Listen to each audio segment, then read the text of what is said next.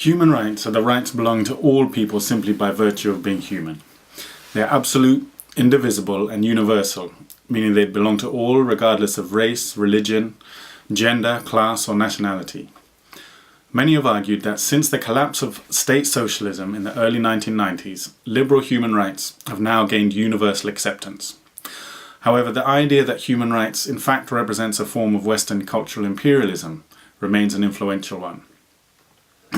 With leaders from Putin in Russia to Museveni in Uganda embracing a suspicious attitude towards human rights as part of their overall hostility towards perceived Western values.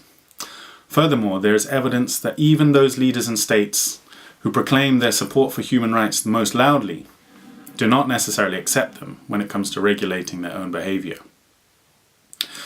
The concept of human rights is rooted in liberalism, being a modern secular version of what was originally called natural rights.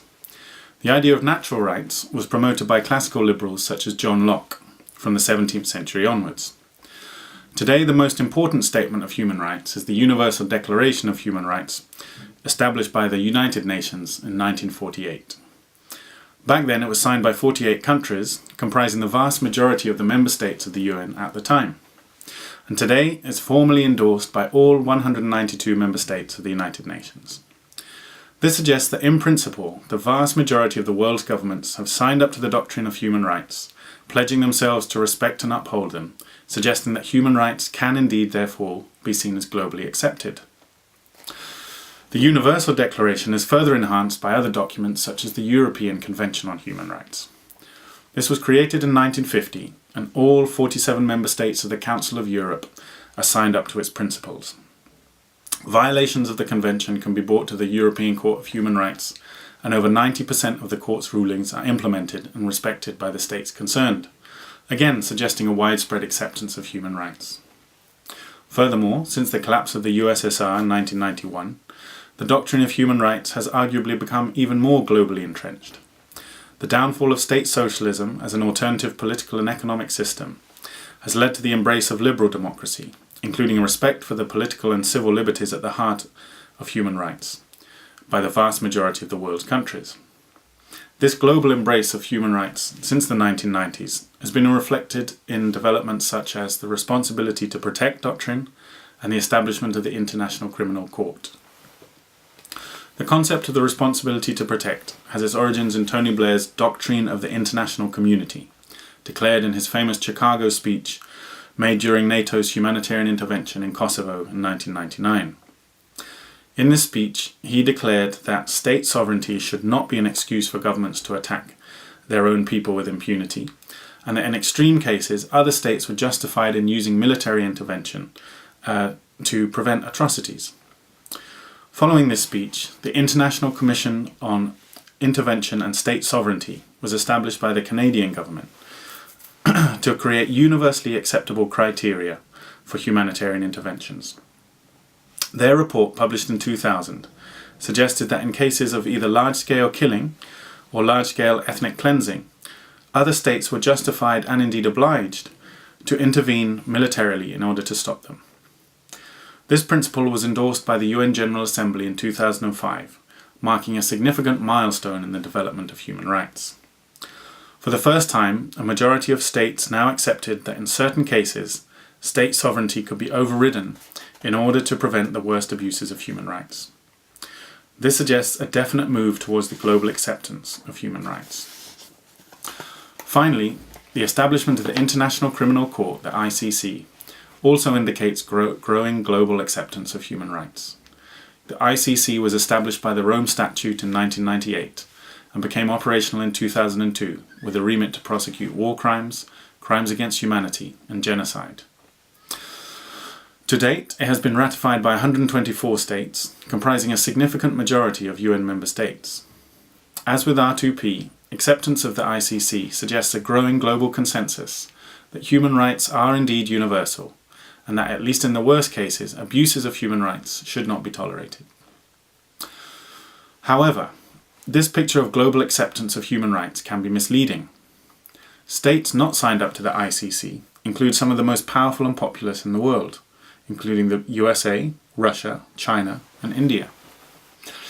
These are significant omissions, suggesting that there is far from consensus on the idea that human rights really does trump state sovereignty.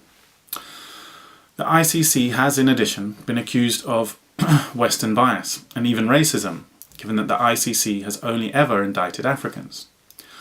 Critics also suggest that the ICC is a tool of the Western powers against their enemies in order to justify wars of aggression, with the indictment of Colonel Gaddafi and his son during NATO's war in Libya in 2011, a case in point. This suggests that the ICC does not so much represent a global acceptance of human rights as a realization by the West that human rights can be used to further its own strategic interests. In Africa in particular, this view is becoming widespread, with 5 African countries announcing that they intend to pull out of the ICC in 2016: Kenya, Gambia, South Africa, Burundi, and Namibia. Gambia's information minister claimed that the court is not, quote, an international criminal court, but an international Caucasian court for the persecution and humiliation of people of colour, especially Africans. He noted that at least 30 Western countries had committed war crimes since the court was established in 2002, but none had been prosecuted by the court. It should be pointed out, however, that many of those who oppose the ICC, and indeed R2P, do so not so much because they oppose the concept of human rights, but rather because they recognise there's no neutral independent body capable of enforcing them impartially. Yet there are also those who challenge the very concept of universal human rights. These fall into 2 main groups. Firstly, philosophical relativists propose that all social values, including, for example, rights and liberties, are culturally determined. This means that, to quote Edward Said, what is right for one society may not be right for other societies. Postcolonial thinkers have often adopted relativism, arguing that universal human rights actually represent a form of Western cultural imperialism, an attempt to impose liberal Western values on non-Western societies. This was clearly expressed, for example, in the Bangkok Declaration of 1993, in which a number of Asian countries proclaimed a set of distinctively Asian values. They argued that the Western conception of human rights tended to overemphasize individualism at the expense of collectivism, rights at the expense of social duty, and individual freedom at the expense of social cohesion. Such arguments have been used, for example, to justify China's extensive use of the death penalty against people such as drug dealers, on the grounds that the rights of the community to a peaceful and secure existence override those of the individual criminal.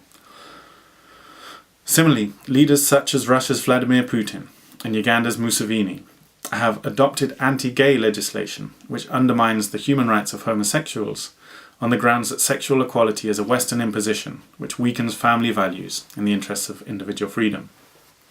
Such ideas are gaining popularity in the current so-called wave of populism, suggesting that global acceptance of human rights is far from assured. Finally, realists have opposed the concept of universal human rights on the grounds that states should prioritize their own national interests over any universal moral ideals. In particular, they argue that the principle of state sovereignty must be respected if world order and international peace is to be preserved. For realists, concepts such as R2P simply open the door for wars of aggression to be waged by the powerful against the weak, using human rights as a pretext. The war in Libya, for example, the first time the UN had authorized a humanitarian intervention against a country without that country's permission, was seen by many as a chance for the US, UK and France to conduct regime change against the government which had long been a thorn in its side, rather than been driven by genuine humanitarian concern. The most compelling evidence, however, that human rights are not globally accepted is the extent to which they are so regularly and systematically abused by so many states. Groups like ISIS are well known for their atrocities, and states such as North Korea violate political freedoms in manifold ways. Yet even the world's leading advocates of human rights, such as the US and UK, regularly also abuse them. This is most obvious in the illegal wars they have waged in places such as Yugoslavia, Iraq and Libya, wars which not only constitute a grave violation of the right of self-determination, but pave the way for all the war crimes and abuses that inevitably take place during war. In fact, a recent report from 2016 estimated that the wars in Iraq and Afghanistan between them and the overall global war on terror, including drone strikes and so on, has been responsible for 3 million deaths. The The current indiscriminate bombing of dense residential areas in Mosul and Raqqa, the use of torture in places like Abu Ghraib, and detention without trial in Guantanamo Bay and elsewhere are just a few examples of the atrocities committed by the world's leading advocates of human rights. In conclusion, while the vast majority of the world states pay lip service to human rights, this does not mean human rights are actually globally accepted. In practice, most states continue to prioritize their own strategic and economic interests, their security, or their social cohesion above a genuine, impartial, and unconditional acceptance of human rights.